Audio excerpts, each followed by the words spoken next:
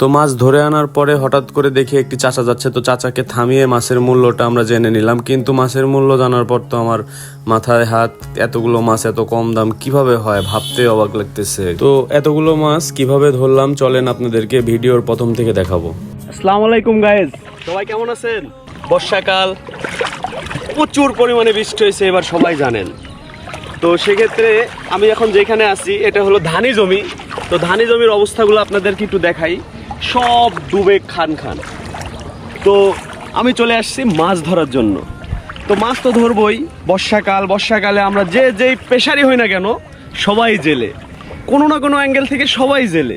তো সেক্ষেত্রে আমি চলে আসছি মাছ ধরার জন্য। চলেন গাইজ, তুই আমারে নিঃস্ব করিলি, অন্তর পুইরা গেল কবে, ধোকায় ডুইবা নিল নদে আমার ভাঙা তরি, নাহি লাগে জোড়া।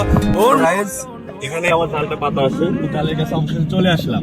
তো দেখা যাক আমার জালে কি মাছ পড়ছে, তো আপনারা সাথে থাকেন।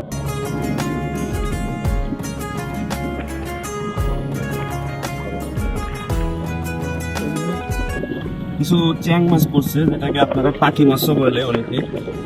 তো কানস মাছ দেখা যাচ্ছে, যেটাকে অনেকে শিং মাছ বলে থাকে। তো গাইস, আল্লাহর রহমতে অনেক মাছ পড়ছে। বৃষ্টি হচ্ছে তো সকাল থেকে।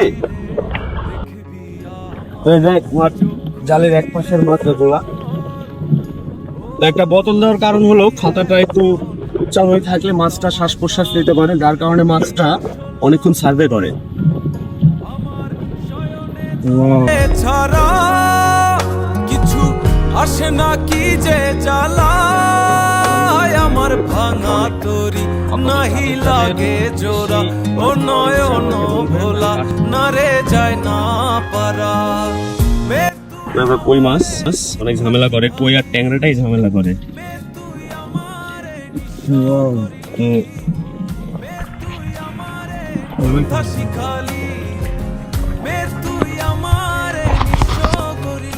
গাইজ, আমি জালটা দেখতে দেখতে এখন জালের ওই পাশে চলে যাব। তো দেখি কি মাছ আছে। আর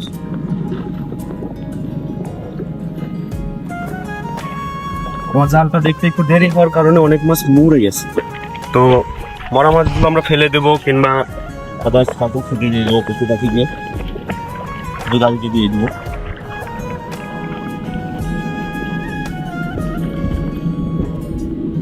না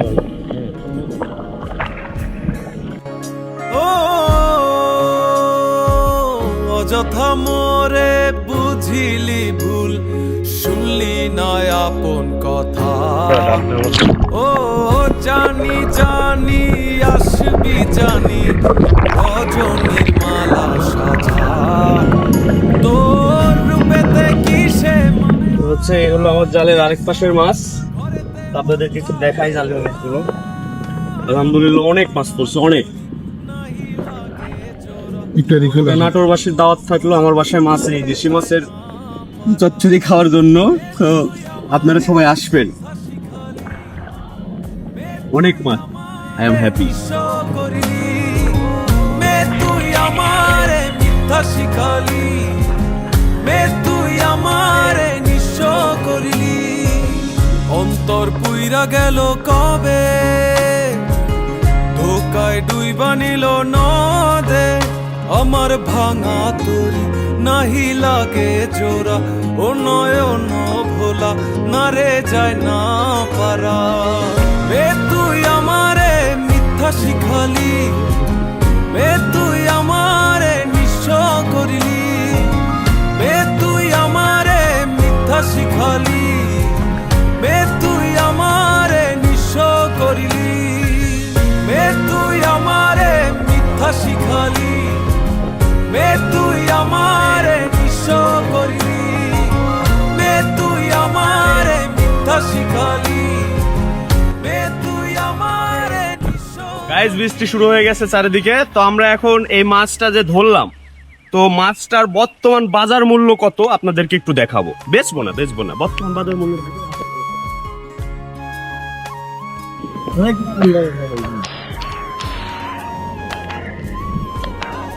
মাছগুলো ধরে নিয়ে এই মাছ আপনার মতো কয় টাকা দেবেন আপনি আপনার কাছে আমি বিক্রি করবো? কই কানুস তো? জি, কই কানুস, তারপরে ঘাইরা মাছ যা কথা তো তুমি মোটামুটি তাও 100 টাকা। 150 টাকা বললেন আপনি। এখানে কিন্তু 1 কেজির উপর মাছ আছে, 100 টাকা। মোটামুটি 1.5 কেজির মতো মাছ আছে। 1.5 কেজি মাছের দাম ওকে 150 টাকা বললেন। আচ্ছা ঠিক আছে। তো গাইজ দেখতে পাচ্ছেন, আপনারা বলেন যে মাছের দাম এত অত, তো আসলে কিন্তু তা না ভাই, আমার ফিশারম্যান আমার দরকার নাই ভাই। তো এত কষ্ট করে মাছ ধরলাম, এতগুলো মাছ বলে 150 টাকা। গাইজ আরেকজন আসতেছে, চলেন আরেকজনকে দেখাই কয় টাকা দাম। টাকা দেখেন তো মাছগুলো যে কেমন ধরে নিয়ে বাবা, আসলাম। একটা ফলেট মাছ রে বাবা, খুব সুন্দর। তো এই মাছগুলো এখন আমি বিক্রি করবো, কয় টাকা দিবেন আপনি? এই মোটামুটি 7-8 টাকা। 150? হ্যাঁ আসলে 150? হ্যাঁ, আসলে 150। হ্যাঁ, এই রে মাছ। তো চলেন আরেকজনকে দেখাই, আসেন। কাকা কাকা এদিকে, কাকা এই মাছগুলো এদিকে আসো, একটু আমার একটা মাছ দেখে দিন। মাছগুলো দেখেন। 160 টাকা দাম। 160? হ্যাঁ, 10 টাকা আপনি বাড়াইছে। আরে আলহামদুলিল্লাহ, 10 টাকা দিয়ে একটা ডার্বি, সরি একটা স্টার হয়।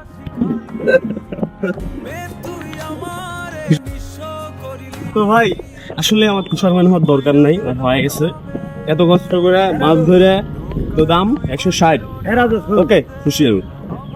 তো গাইজ আমাদের আসলে মাছ বেচার কোনো ইচ্ছা ছিল না, শুধু আপনাদের দেখানোর জন্য আমরা 2-3 জনকে দাঁড় করিয়ে মাছের মূল্যটা আপনাদেরকে জানালাম। তো সবাই ভালো থাকবেন, আল্লাহ হাফেজ, টাটা। সবাই বেশি বেশি মাছ ধরবেন, ঠিক আছে?